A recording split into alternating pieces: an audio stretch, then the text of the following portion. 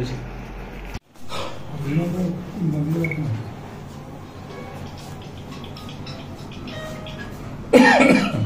Hello, হ্যাঁ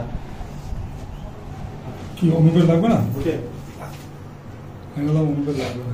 আমি করছি। সিএনজিটা ভরে যাচ্ছে, এটা সিএনজিটা ভরে যাচ্ছে, না ওটা বোঝা যাচ্ছে নাকি? উল্টো হয়ে গেছে, দূর থেকে ভাঙানোর দিক দিয়ে উল্টো হয়ে গেছে।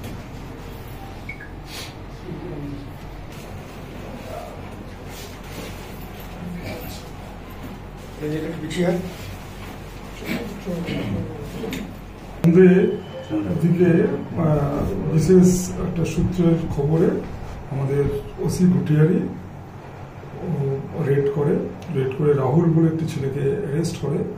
তার কাছ থেকে একটা fire arms 3 round live ammunition recovery হয় এবং তাকে আরও ভেরিফাই করে জানা যায় যে সে বিভিন্ন জায়গায় চুরি ছিনতাইয়ের সঙ্গে যুক্ত এবং তার বাড়ি সার্চ করে 35 পিস মোবাইল ফোন পাওয়া গেছে।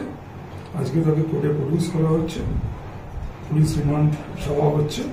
আমরা আশা করছি যে আরও হয়তো কিছু স্টোলেন আর্টিকেল ওর কাছ থেকে রিকভারি হয়। রাহুলের বাড়ি কোথায়?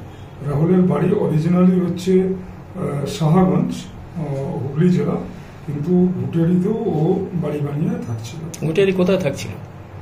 ভুটিয়ারির ওই আপনার নারায়ণপুর গ্রাম পঞ্চায়েতে। রাহুলের পদবী? রাহুল মন্ডল। এই রাহুলের সাথে কি কোনো আন্তর্জাতিক চক্রের যোগাযোগ রয়েছে? এখনো পর্যন্ত এরকম কিছু পাওয়া যায়। কি উদ্দেশ্যে এইগুলো সে নিয়ে এসছে?